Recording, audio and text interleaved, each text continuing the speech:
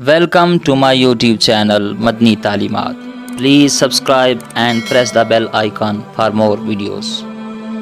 बिस्मिल्लाहिर्रहमानिर्रहीम। अस्सलामु अलैकुम वरहमतुल्लाह। मुअज़्ज़ज़ सामीन किराम, कुर्बानी के गोश्त के कितने हिस्से करना ज़रूरी है, क्योंकि उमूमन ये समझा जाता है कि कुर्बानी के गोश्त के 3 हिस्से किए जाएं। एक हिस्सा रिश्तेदारों में बांट दिया जाए, एक हिस्सा फ़ुक़रा में, ग़ुरबा में, मसाकीन में बांट दिया जाए और एक हिस्सा अपने लिए घर के इस्तेमाल के लिए रख लिया जाए। अब सवाल ये है कि क्या ऐसा करना ज़रूरी है या नहीं, यानी कुर्बानी के गोश्त के 3 हिस्से करना ज़रूरी है या नहीं।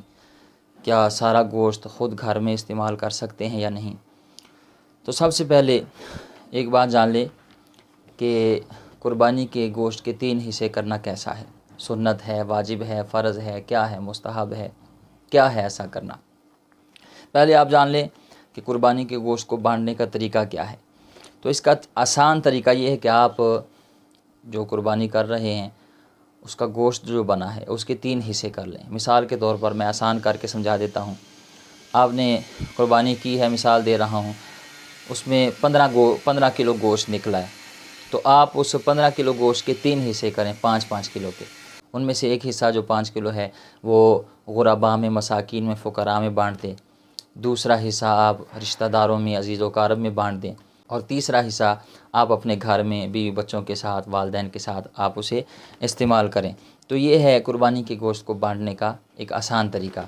अब इसमें एक गलती भी लोग करते हैं, जब लोग गोश्त बांटते हैं, 3 हिस्से करते हैं, तो 3 हिस्से करते वक्त एक गलती जो लोग करते क्या हैं जी, अच्छा जो गोश्त होता है ना, जो लजीज़ गोश्त होता है, जो ज़ायकादार गोश्त होता है, वो सारे का सारा अपने पास रख लेते हैं और बाकी जो थोड़ा कमज़ोर होता है, जो थोड़ा कम लजीज़ होता है, वो लोगों में बांट देते हैं। तो ऐसा हरगिज़ नहीं करना चाहिए।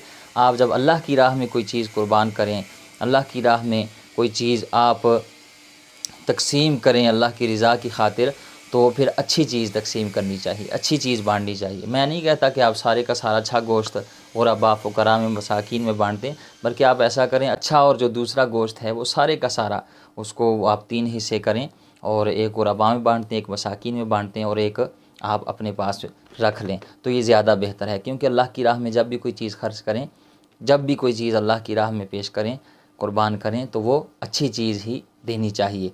अब रही ये बात कि तक़सीम करना, 3 हिस्से करना, ये फ़र्ज़ है, वाजिब है, क्या है।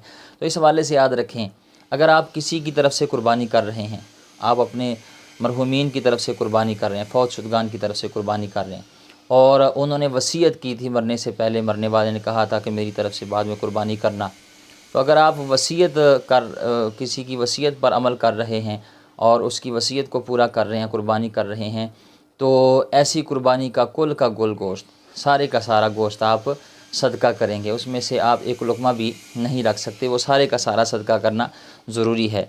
और अगर आप अपनी तरफ से कुर्बानी कर रहे हैं तो उसमें आपके पास इख्तियार है, आप सारे का सारा बांट दें या सारे का सारा अपने पास रख लें।